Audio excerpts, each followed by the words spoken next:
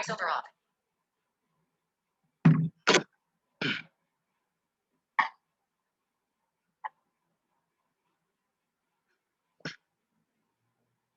नमस्कार बच्चों, ऑनलाइन कक्षाओं में आपका स्वागत है।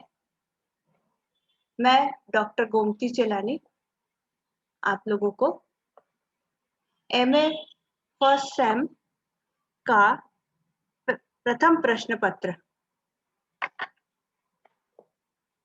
जिसका नाम है आधुनिक भारतीय राजनीतिक विचारक, मॉडर्न इंडियन पॉलिटिकल थॉट के पहली इकाई के पहले टॉपिक के विषय में बताऊंगी। टॉपिक का नाम है overview of Indian political thought,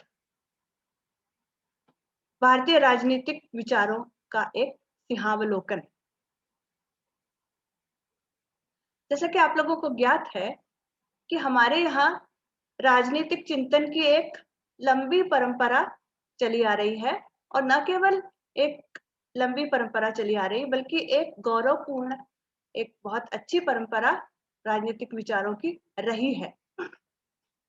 जैसा कि पाश्चात्य विचारकों का मानना है, पाश्चात्य विद्वानों का मानना है कि भारत में राजनीतिक चिंतन का विकास नहीं हुआ था, ये तो पाश्चात्य जगत की देन है, ये सर्वथा अनुपयुक्त है, सर्वथा असत्य है। हमारे यहाँ विचारों का जो विकास है उस समय में हो चुका था जब पाश्चात्य जगत में यह विकास प्रारंभ हुआ था। इसलिए ये कहना कि राजनीतिक चिंतन का विकास सिर्फ पाश्चात्य जगत में ही हुआ था, सर्वथा अनुपयुक्त है, अतिशयोक्ति है।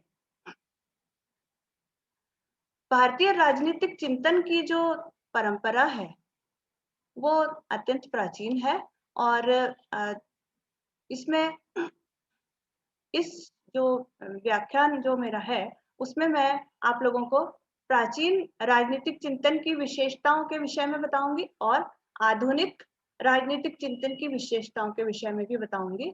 मध्य युग को हम इसलिए छोड़ रहे हैं कि मध्य युग में जो राजनीतिक चिंतन का विकास हुआ था उसकी बहुत ज्यादा देन भारतीय राजनीतिक चिंतन को नहीं है, क्योंकि उस समय विदेशी शासन का यहाँ पर बोलबाला था, विदेशियों का शासन था, और जो भी विद्वान, जो भी ग्रंथ मध्यकाल में हमें प्राप्त होते हैं उसमें सिर्फ ये है कि उन्होंने तत्कालीन शासकों की शासन व्यवस्था के विषय में कुछ हमें बताया है, और उनके शासन में सुधार की बातें उन्होंने की हैं।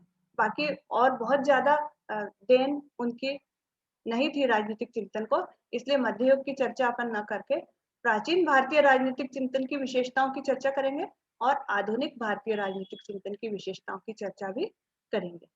तो सबसे पहले प्राचीन भारतीय राजनीतिक चिंतन की सामान्य विशेषताएं, जैसे कि आप लोग स्क्रीन पर देख रहे हैं, मैं एक एक पॉइंट को आप लोगों को एक्सप्लेन करती जाऊंगी। पहली विशेषता है राजनीतिक सिद्धांत धर्म के अभिन्न अंग।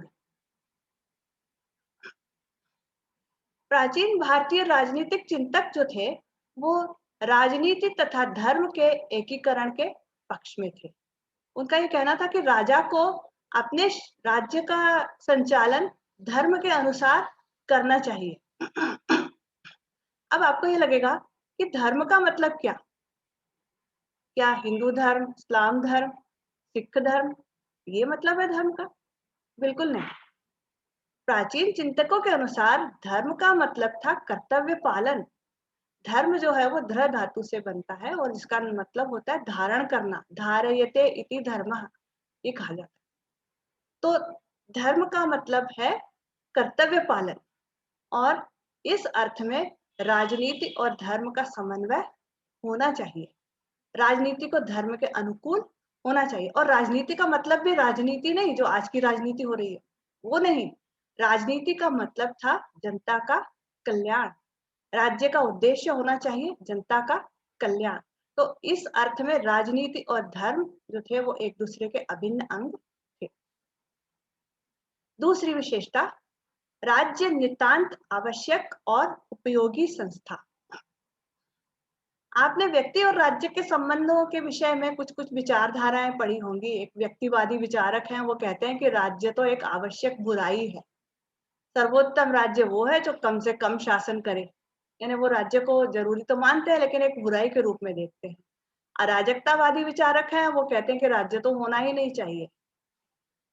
साम्यवादी विचारक हैं, वो कहते हैं कि राज्य तो उसके पास सारे शक्तियां होना चाहिए, क्योंकि समानता, आर्थिक समानता तभी लाई जा सकती है जब राज्य को सर्वाधिकारवादी, टोटलिटेरियन बनाया जाए, सारी शक्तियां उसको दे दी जाए। लेकिन भारतीय जो विचारक थे, प्राचीन भारतीय विचारक, वो राज्य को एक आवश्यक और उपयोगी संस्था के रूप में देखते थे। उसको बहुत ज्यादा शक्तियां नहीं देना चाहते थे, लेकिन इतनी शक्तियां देना चाहते थे कि जिससे सुव्यवस्था बनी रहे। और इसलिए वे राज्य को एक नितांत आवश्यक और उपयोगी संस्था मानते थे, और ये कहते थे कि व्यक्ति को राज्य की आज्ञाओं का पालन इसलिए करना चाहिए क्योंकि उसके हित में है। इसलिए नहीं करना चाहिए कि उसको दंड मिलेगा या दंड के भय से करना चाहिए, नहीं, इसलिए करना चाहिए कि उस राज्य की आज्ञाओं का पालन करना उसके हित में है। तीसरी विशेषता, राज्य और शासन के ध्येयों में एकमतता। का मतलब ये कि राज्य और शासन जो है, दोनों के उद्देश्य एक समान है। प्राचीन काल में राज्य और शासन का भेद एकदम स्पष्ट नहीं था। वो लोग राज्य और शासन दोनों को एक ही अर्थ में लेते थे।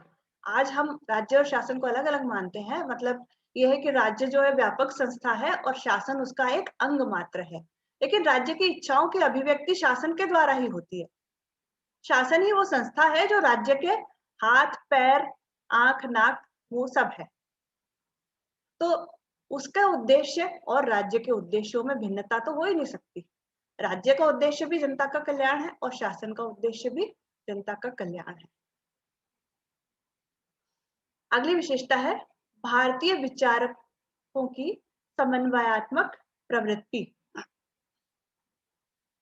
समन्वयात्मक प्रवृत्ति से मतलब है कि जो दो अलग अलग प्रवृत्तियां होती हैं, जैसे पूर्व और पश्चिम या उत्तर और दक्षिण, दो सर्वथा विपरीत प्रवृत्तियों के बीच में समन्वय स्थापित करने की कोशिश भारतीय विचारकों ने की थी।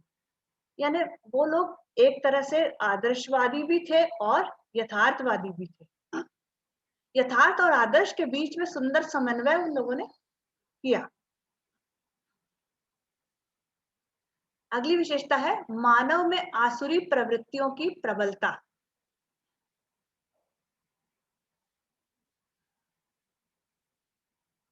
प्राचीन विचारकों का ये मानना था कि मनुष्य में दोनों प्रकार की प्रवृत्तियां होती हैं।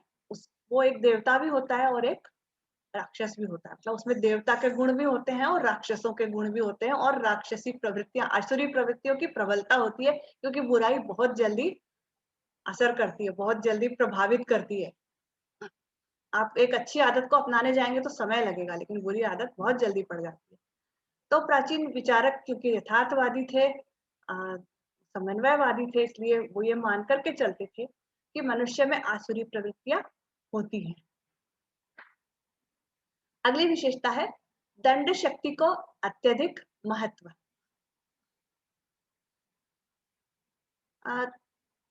प्राचीन काल में राजशास्त्र का दूसरा नाम था दंड नीति।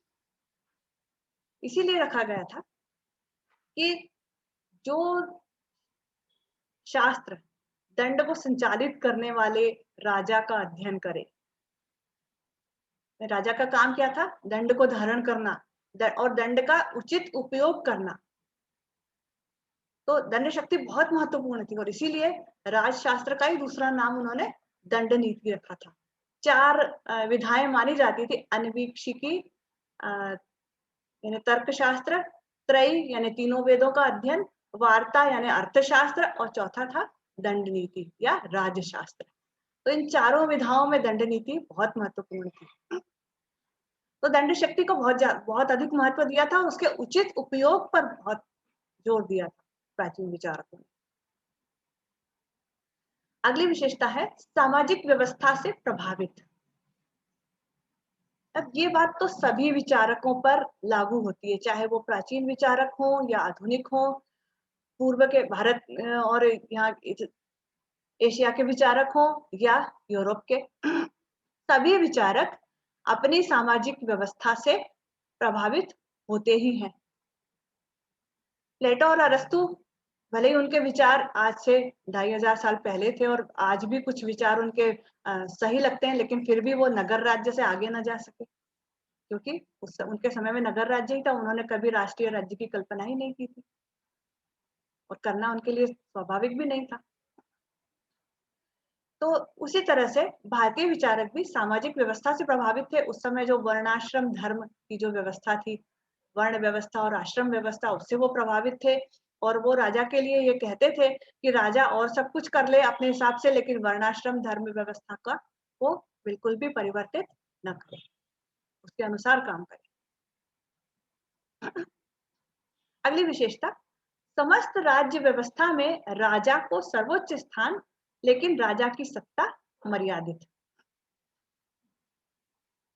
प्राचीन काल में गणतंत्र भी था वैसे भारत में, लेकिन राजतंत्र प्रबल था। ज्यादातर अधिकांश राज्यों में राजतंत्र था और उस राजतंत्र में राजा को सर्वोच्च स्थान था।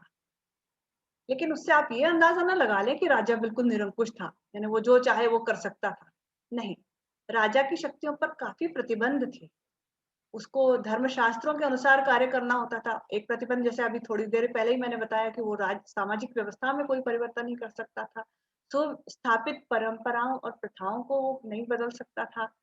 राज्य में जो विद्वत जन होते थे उनका सम्मान उसको करना होता था, उनकी सलाह का उनको सम्मान करना होता था और उन्हीं के अनुसार काम करना होता था। तो राजा की शक्तियों पर पर्याप्त प्रतिबंध थे और सबसे बड़ा प्रतिबंध तो ये था कि उसको जो भी करना है वो जनता की भलाई के लिए करना है, अपनी भलाई के लिए नहीं करना है। तो इसलिए राजा की शक्तियां जो थी वो मर्यादित थी। अंतिम विशेषता, भारतीय राज दर्शन की यथार्थवादिता। तो अभी तक जितनी भी मैंने विशेषताएं आप लोगों को बताई, वो उनसे भी आपको इस बात का आभास हो गया होगा कि भारतीय विचारक जो थे, प्राचीन भारतीय विचारक, वो कितने यथार्थवादी थे।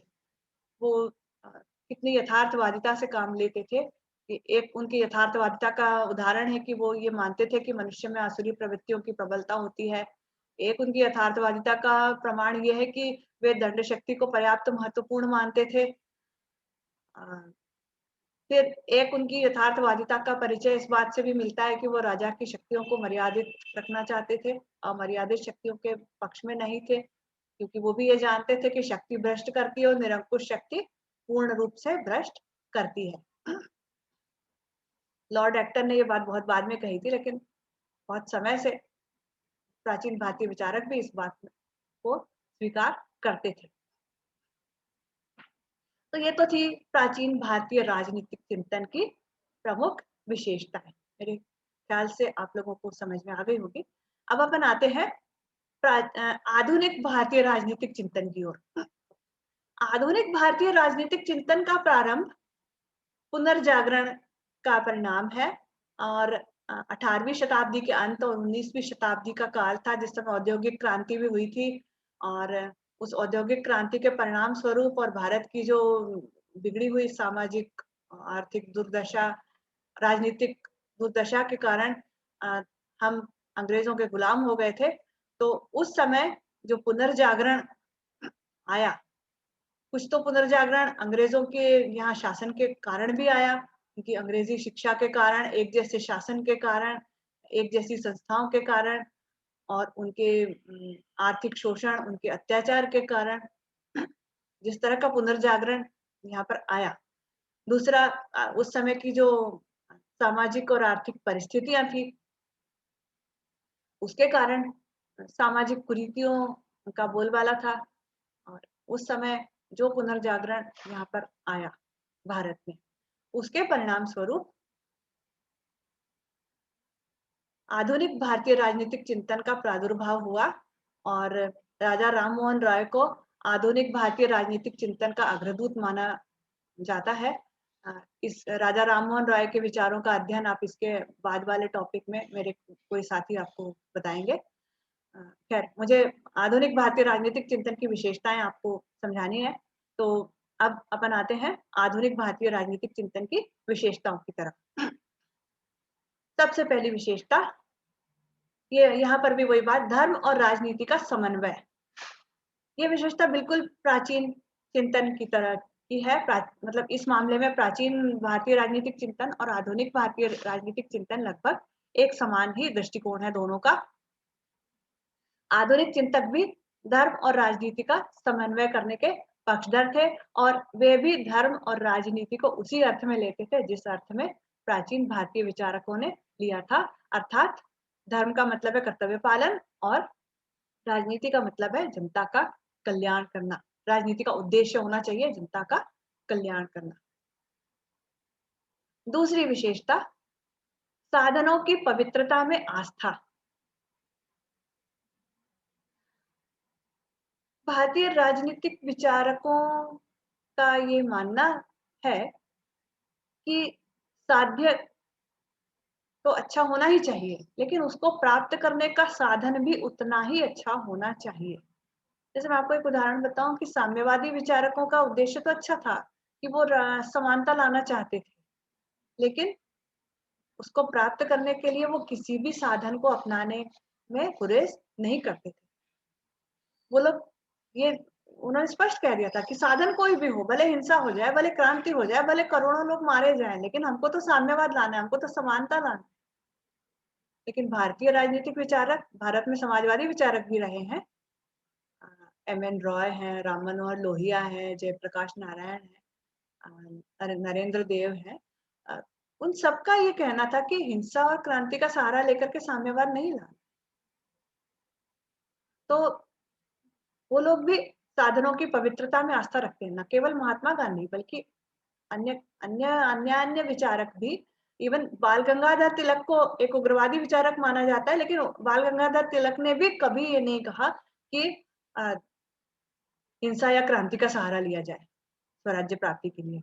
उन्होंने ये कहा था कि हमको भिक्षावृत्ति की नीति को त्यागना है स्वराज्य के लिए, और वैधानिक साधनों को ही अपनाना है, लेकिन वो उग्र होंगे वैधानिक साधन। सिर्फ उनसे प्रार्थना की जाए और उनको प्रार्थना पत्र भेजे जाए, ज्ञापन भेज दिए जाए और हमको स्वराज्य प्राप्त हो जाएगा, या वो अपने आप ही किसी दिन हमको स्वराज्य दे देंगे, ऐसा ऐसा तो मानना एक कपोल कल्पना है। तो कहने का मतलब ये है कि साधनों की पवित्रता में आस्था रखते थे भारतीय विचारक।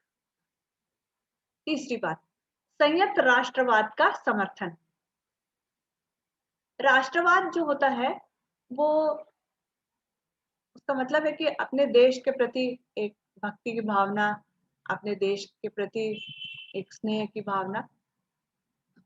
और ये राष्ट्रवाद अगर बहुत ज्यादा उग्र रूप धारण कर ले तो फिर वो घातक हो जाता है, जैसा कि हिटलर के समय में हुआ था।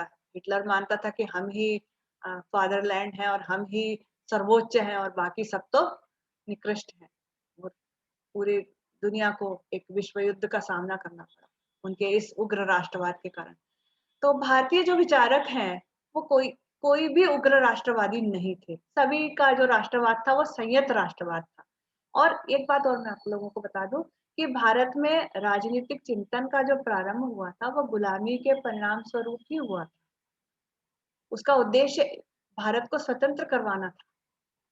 तो राष्ट्रवादी तो वो थे, उनका प्रमुख उद्देश्य यही था, भारत को स्वतंत्र करवाना। लेकिन ये नहीं था कि दूसरों को हम हेय समझें या दूसरों को हम निकृष्ट समझें, अपने राज्य का विस्तार कर लें। नहीं, हम अपने अपने देश को स्वतंत्र करवाना चाहते थे। और इससे बढ़कर सभी विचारक अंतरराष्ट्रीयता के समर्थक भी थे। वो एक विश्व सरकार की कल्पना करते थे। अगली विशेषता आप स्क्रीन पर देख रहे होंगे, अंतरराष्ट्रीयता का समर्थक। तो सभी जो विचारक थे वो अंतरराष्ट्रीयता के समर्थक थे और उनका एक सपना था। मतलब मैंने बताया आप लोगों को कि यथार्थवादिता और आदर्शवादिता दोनों का मिश्रण है भारतीय विचारों में, चाहे वो प्राचीन हो या आधुनिक हो। तो वो ये सोचते थे कि शायद कभी ऐसा हो जाए कि विश्व के सभी देश एक हो जाए, एक विश्व संसद का गठन कर लिया जाए, सब पूरा विश्व एक राज्य के रूप में बन जाए। तो खैर वो कल्पना आज तक साकार नहीं हो पाई। लेकिन अंतर्राष्ट्रीयता के समर्थक तो थे। अगली विशेषता है लोकतांत्रिक समाजवाद। लोकतंत्र और समाजवाद दो अलग-अलग विचारधाराएं हैं और ये माना जाता है कि दोनों एक साथ नहीं चल सकती। दुनिया जो है द्वितीय विश्व युद्ध के बाद दो गुटों में बट गई थी। एक पूंजीवादी जो स्वतंत्रता के समर्थक थे, वो कहते थे कि हम लोकतंत्रवादी हैं, और दूसरी साम्यवादी जो कि समानता के समर्थक थे, और वो भी ये कहते थे कि हम लोकतंत्रवादी हैं। कहते तो थे, लेकिन वहां लोकतंत्र नहीं था और स्वतंत्रता नहीं थी। तो भारतीय विचारक जो हैं, भले ही वो समाजवाद के समर्थक भी रहे थे, लेकिन वो लोकतंत्र को भी छोड़ना नहीं चाहते थे, व्यक्तिगत स्वतंत्रता का भी हनन करना नहीं चाहते थे। तो लोकतंत्र और समाजवाद दोनों के बीच में समन्वय करने की कोशिश उन लोगों ने की कि वो समाजवाद तो लाना चाहते थे, लेकिन हिंसा और क्रांति से नहीं, बल्कि लोकतांत्रिक साधनों से। तो लोकतांत्रिक समाजवाद के समर्थक वो थे। अगली विशेषता है सर्वोदय का समर्थन। अभी इसके पहले अपन ने लोकतंत्र की बात की, और लोकतंत्र में जो बड़ी जनसंख्या वाले देश हैं, वहाँ बहुमत से काम लिया जाता है। बहुमत के शासन की बात की जाती है कि जिसको बहुमत मिल जाए उसकी सरकार बनेगी। और एक विचारक थे जॉन स्टुअर्ट मिल, उन्होंने लोकतंत्र के एक बड़े दोष की तरफ हमारा ध्यान आकर्षित किया था, और वो था बहुमत की तानाशाही।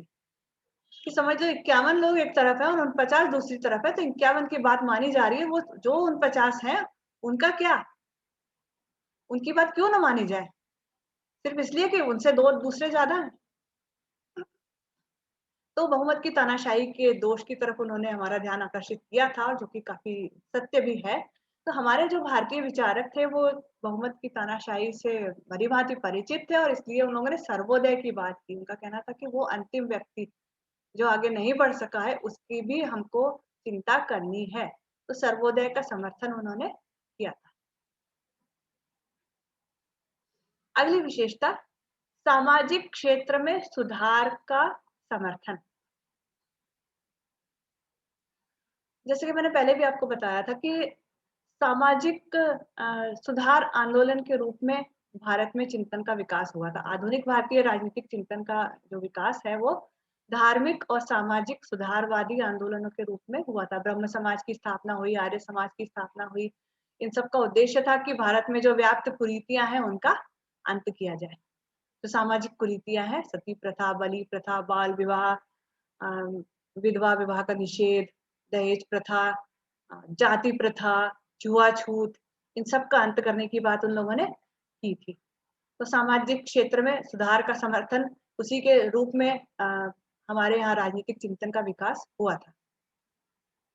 अगली विशेषता है स्त्रियों की स्थिति में सुधार।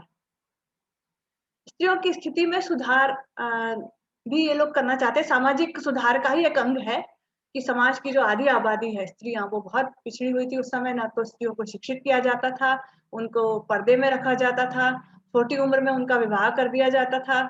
और तो और अगर उस समय इतने चिकित्सकीय सुविधाओं का विकास भी नहीं हुआ था, तो अगर उसके पति की मृत्यु हो जाए तो उसको जबरदस्ती जला भी दिया जाता था, और अगर नहीं जलाया जाता था तो विधवाओं की इतनी खराब स्थिति थी। एक विचारक ने तो यहाँ तक कह दिया था कि लॉर्ड विलियम बेंटिंग को ये पता होता कि विधवाओं की भारत में इतनी बुरी दशा होती है, तो वो कभी सती प्रथा का अंत न करता। तो जो विचारक भारत में हुए, उन लोगों ने सभी ने अपने विचारों में और अपने कार्यों से इस बात का प्रतिपादन किया, इस बात का समर्थन किया कि स्त्रियों की स्थिति को सुधारा जाए, और ये सारी जो कुप्रथाएं उनका अंत किया जाए, और उसके बाद खाली कुप्रथाओं का अंत न किया जाए, सकारात्मक कार्य भी किए जाए। स्त्रियों की शिक्षा की ओर भी उन्होंने इशारा किया, और स्त्रियों की शिक्षा का भी समर्थन किया और उसके लिए कार्य भी किया। अगली विशेषता है राज्य एक साधन के रूप में। हमारे जो विचारक हैं उनमें कुछ लोग तो अराजकतावादी भी हैं, जो कि राज्य का अंत करना चाहते हैं, लेकिन बाकी जो है वो व्यक्तिवादी उस अर्थ में तो नहीं है कि राज्य को आवश्यक बुराई माने, लेकिन वो राज्य को एक साधन के रूप में ही देखते। राज्य को एक साध्य नहीं माना उन्होंने। उनका ये कहना था कि साध्य तो व्यक्ति का हित है, व्यक्ति की स्वतंत्रता है, व्यक्ति का विकास है। और राज्य उस साधन की पूर्ति का उस साध्य की पूर्ति का एक साधन है।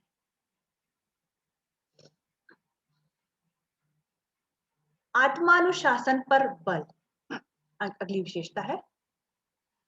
भारतीय विचारकों का कहना था कि अनुशासन वही अच्छा होता है जो हम स्वयं पर लागू करें।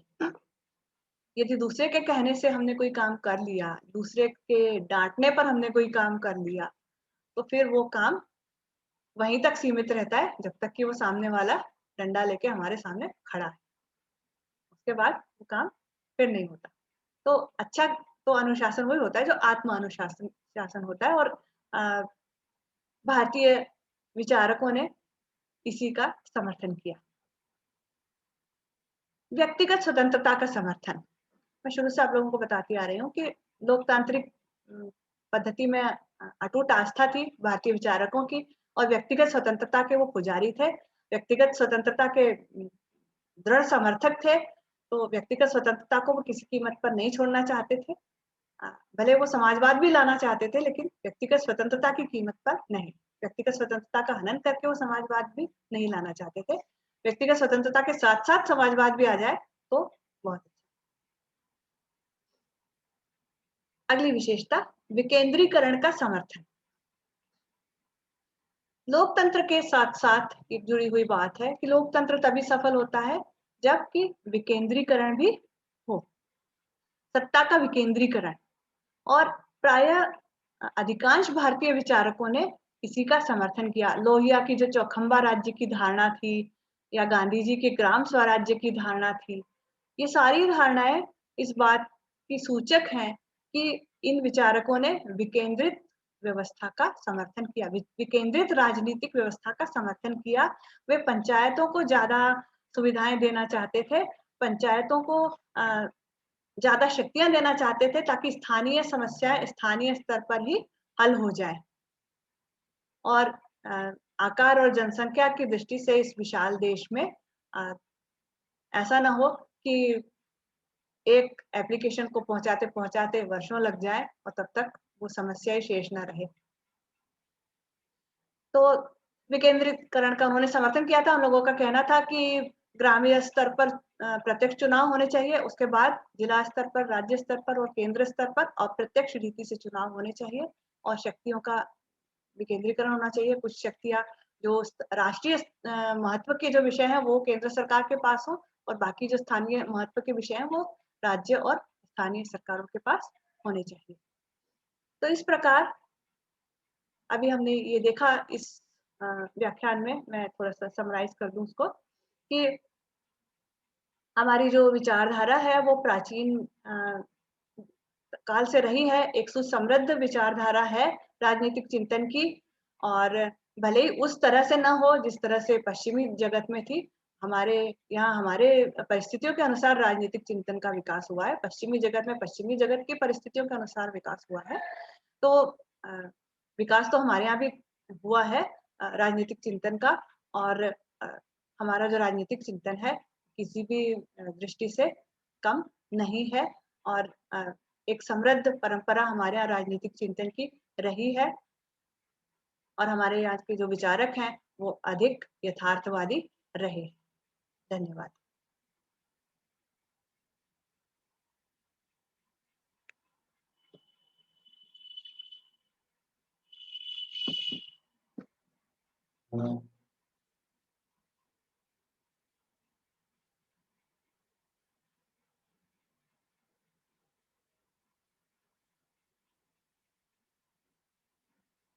VoiceOver on. WhatsApp. Active. Swipe up with 3 fingers to close the app. Alerts required. WhatsApp. Notifications.